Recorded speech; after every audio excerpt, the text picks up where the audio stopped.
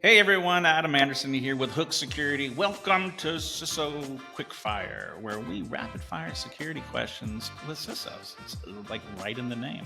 The only thing here is there's a bit of a twist. 50% of the questions are going to be completely legit, and 50% maybe not so much. You be the judge.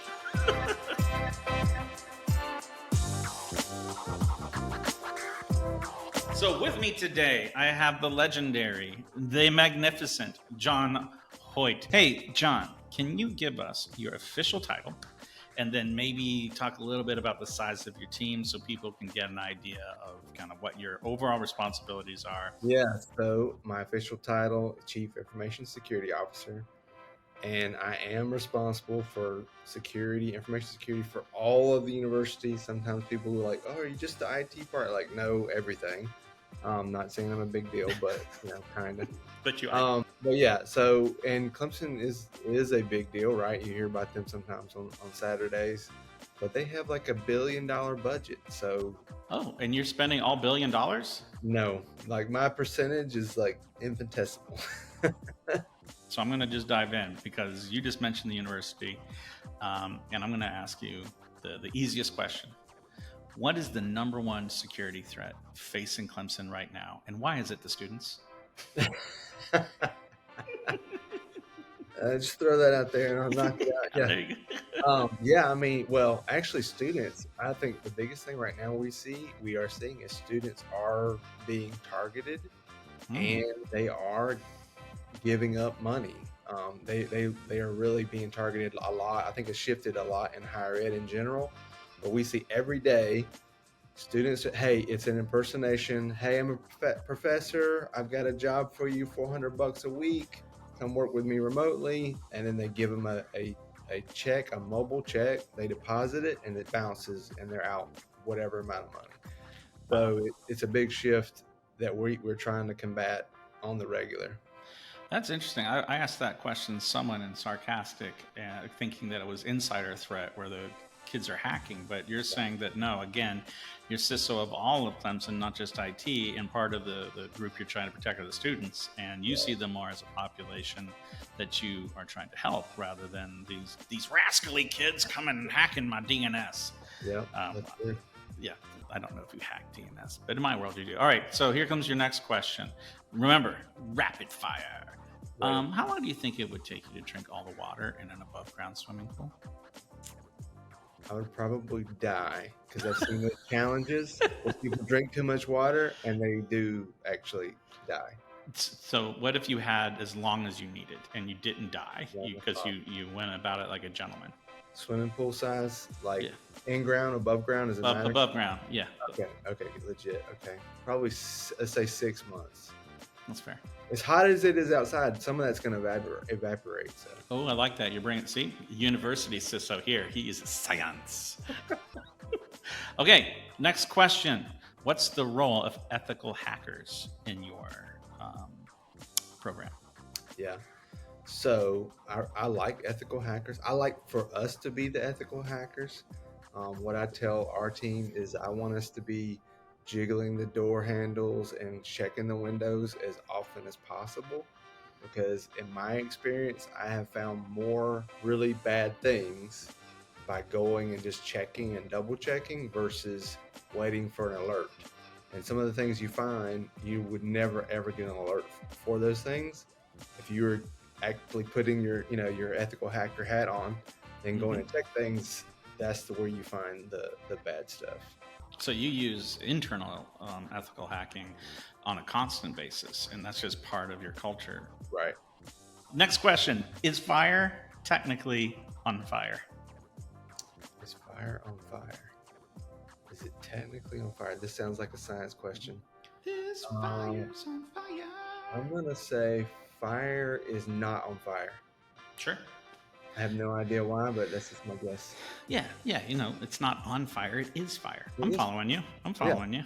Yeah, I would go that way too. Okay. What steps are you taking to address a cybersecurity skill gap in your organization? Because I know you're doing some pretty cool things. So one of the cool things with those rascally students is we bring them into the fold and we put them into our SOC, and they work in our SOC, which is awesome. We have that ability and opportunity. And actually, like my very, very first intern is now my deputy CISO. So like bringing these interns in, training them up, and then keeping them, keep some. I can't keep everybody. I'd like to keep everybody, but I can't. But at least train them up, get their hands-on experience, and they come and work with us, or they're ready to go kill it out in the industry. That's interesting. You kind of have a weird kind of competitive advantage on access to talent, huh? If I can convince them to stay here, I mean, they can go make big bucks, but it is, I can kind of, hey, this is awesome. Come work us. Come That's work right. with us. Yeah. Can you name one cybersecurity myth that you would like to debunk right now? I think it's a little over now, but it used to be with all the TV shows and what people see and think of cybersecurity is. Because we get a lot of students that do come in that want to get into cybersecurity, and we're like, why do you want to get into cybersecurity? And they've been watching the TV shows with the cool hacker typers, they're going at it, and we have to kind of give them a cold glass of water and give them that whole cold hard truth of it's not all glory. You're kind of like Batman. You're behind the scenes. People don't know who you are. Right, you're not saving. You may be saving the day, but nobody knows your name. That's right. That's right. Hey, is it pronounced GIF or GIF? I pronounce it GIF.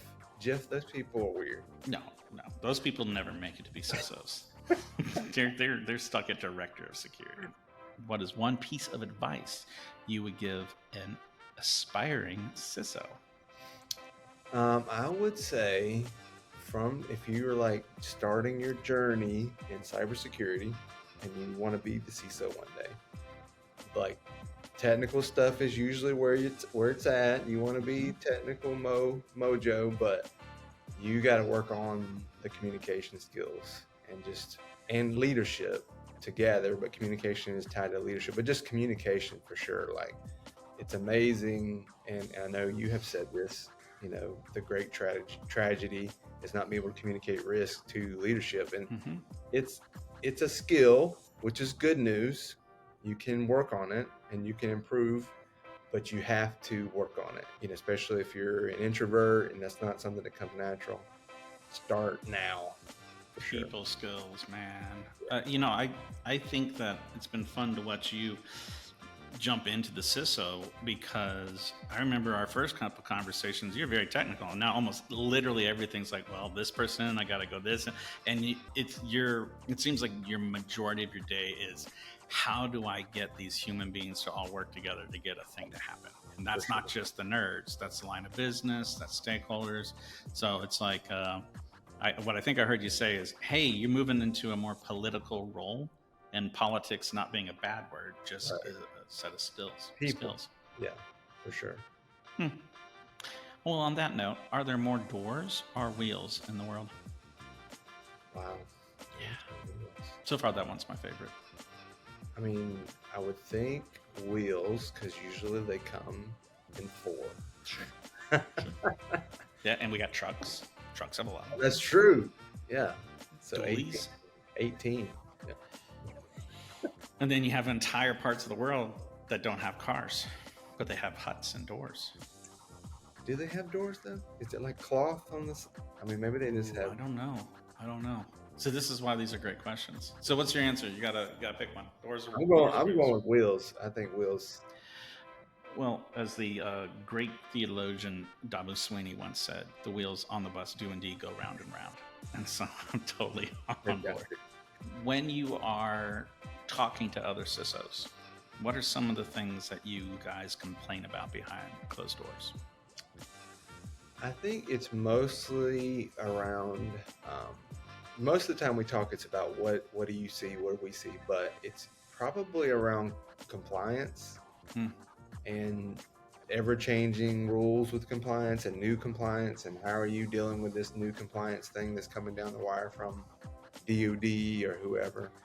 Probably around that realm. That's interesting, because I tend to think of compliance as static, and I would say that probably the majority of compliance is static, but it's those things that do change that are the gotcha moments, right? For us, it's it's a little weird because in higher ed, there are compliance, but it's not like one compliance that rules them all. But there's new things that are coming out that says, oh, guess what, higher ed, you have to do this too. And we're like, oh. You play in all these different pools, and sometimes you have to drink them when they're outdoor. That's basically ground. Above ground. Sure. 6 months, maybe. Yeah, we're not monsters. So we haven't done a lot of math, but we're going to do a little bit of math right now. All right, but it's like metaphor math. So this is our final question. If you get this question right, then you win I'll make a noise of some kind. Okay. So would you rather fight 20 duck-sized horses, so a horse the size of a duck, or one horse-sized duck, one giant, 8-foot-tall duck? I think it would be awesome to fight a giant duck. Yeah. Like, imagine it's like going against a dragon, but with no fire. Yeah. No talons, and you're like, what I got to lose here? Yeah. What are you going to do to me? And look, I'd say that bing, bing, bing, that's the right answer. That's one I would have picked, because ducks have hollow bones because they fly. I would whip a duck. I would come in one good kick. I mean, yeah. No, I get it. I get that they're loud and they squawky, but 20 horses? I don't care how low they are. Those are not hollow bones. Can you imagine them turning around kicking? Pow, pow, pow, pow. No, I don't know, man. And horses bite. And horses bite. Ducks don't have teeth. Yeah. No. So, well, this was the most fun that I had while we were on this call. And John, I just want to say thanks for spending time. CISO of Clemson University, all around good guy. And if I'm not wrong, 3 times winner of the Pop and Lock contest in Des Moines, Iowa. How did you know? I made crap up and you're playing the game, right? All right. Well, John, thanks for hanging out. We will talk again soon. All right. Thank y'all.